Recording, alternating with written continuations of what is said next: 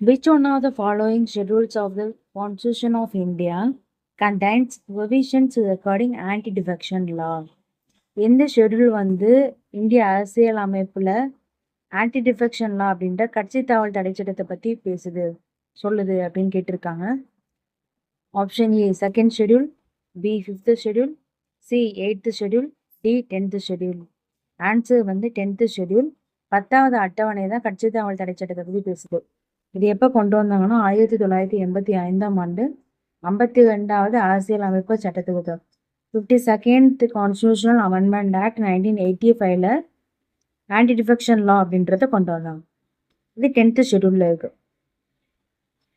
The 10th schedule was added by the 52nd Constitutional Amendment Act 1985. It provides for anti-defection law. Thank you.